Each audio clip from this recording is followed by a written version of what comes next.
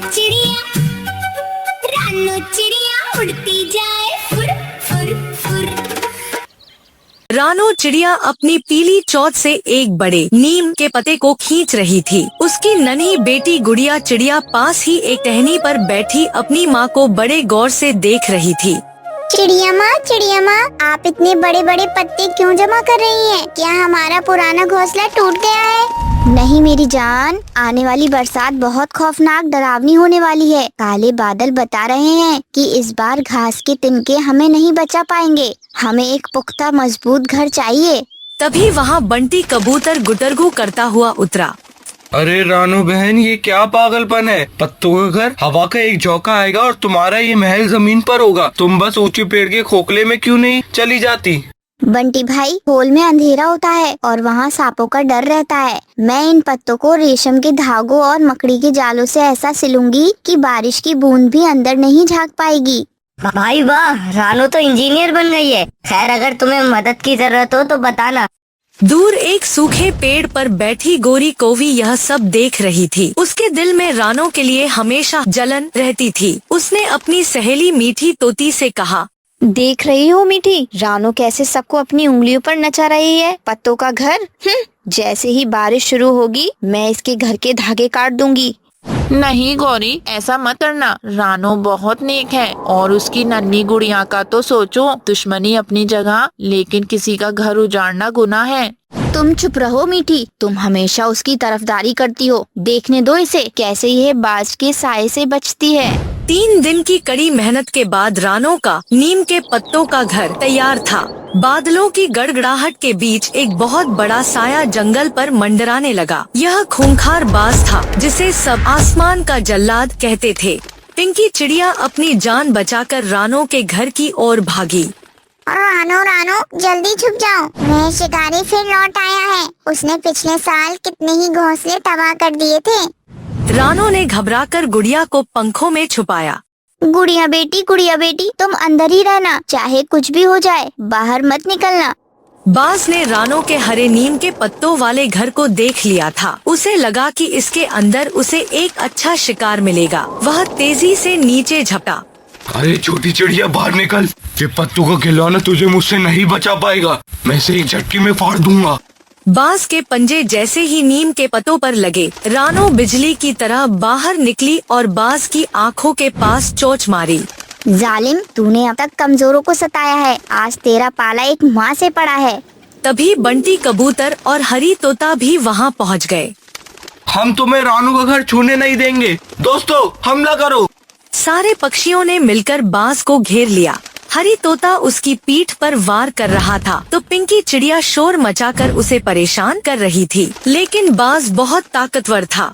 उसने एक झटके में बंटी को दूर फेंक दिया। तुम जैसे मामूली परिंदे मेरा क्या बिगाड़ेंगे? अब देखो मेरा कहर। उसने अपने बड़े पंखों से रानो के घर की एक दीवार फाड़ दी। गुड़िया चिड़िया डर के मारे चीखने लगी। चिड़िया माँ बचाओ, मुझको बचाओ माँ। अपनी बेटी की आवाज सुनकर रानो के अंदर जैसे शेरनी की शक्ति आ गई। उसी वक्त जोरदार बारिश और तूफान शुरू हो गया।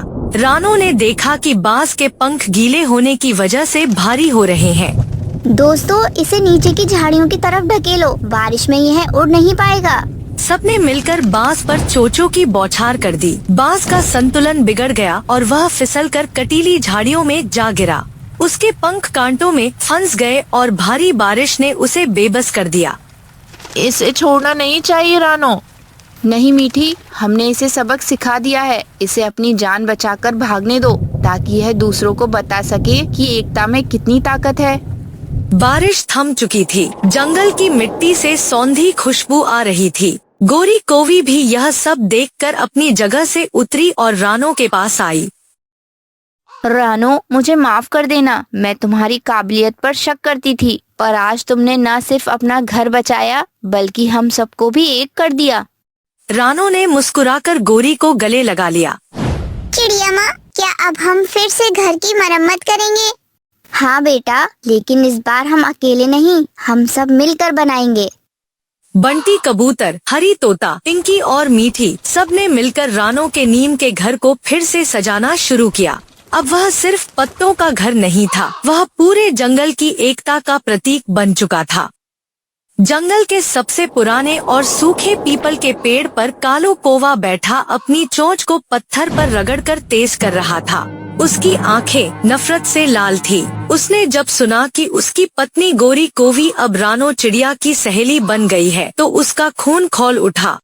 रानो चिड़िया, एक मामूली सी चिड़िया ने पूरे जंगल को अपनी मुट्ठी में कर लिया है। मैं इस पत्तों के घर को शमशान घाट बना दूंगा। तभी गोरी कोवी वहाँ आई। उसने अपने पति को समझाने की कोशिश की। कालू जी, छोड़ दो यह दुश्मनी। रानो बहुत नेक दिल है। उसने बाज और चील जैसे शिकारियों को धूल चटाई है। तुम उससे नहीं जीत पाओगे।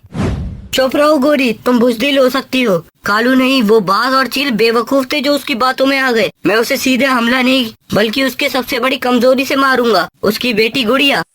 उधर रानो के घर में खुशियों का माहौल था। बंटी कबूतर, हरी तोता, मीठी तोती और पिंकी चिड़िया सब मिलकर सर्दियों के लिए दाना जमा कर रहे थे। रानू भाई, मकाई के दाने लाया हूँ। इस बार सर्दियाँ मजे में गुजरेंगी।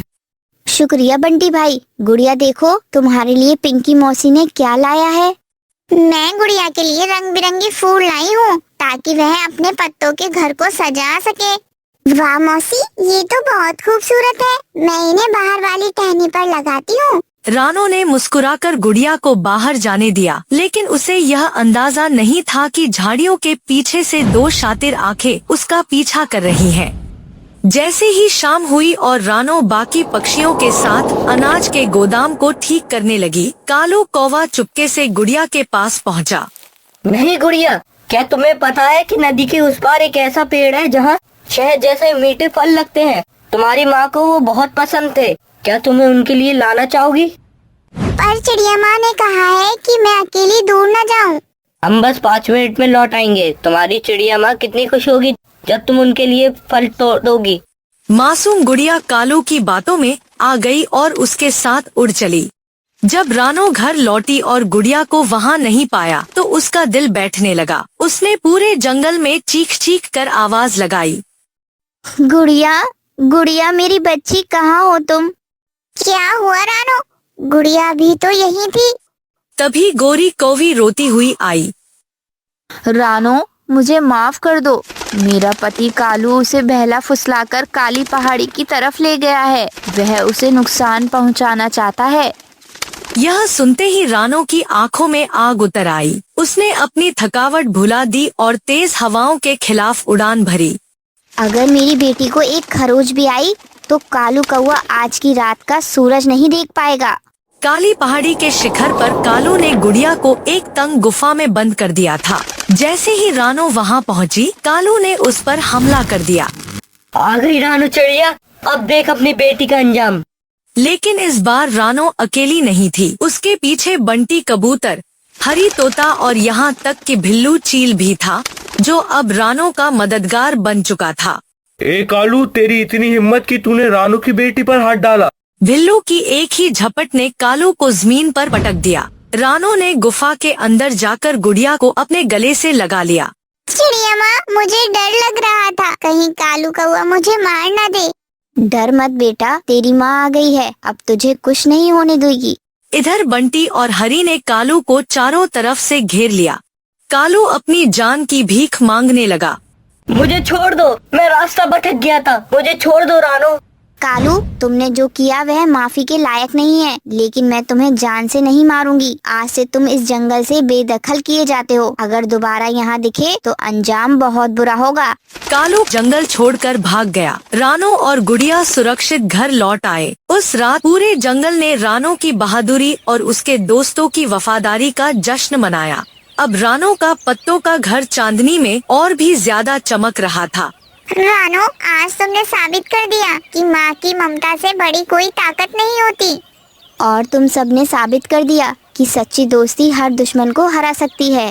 क्योंकि अब वहाँ सिर्फ पत्ते नहीं बल्कि सबके दिलों की मोहब्बत और सुकून बसा था।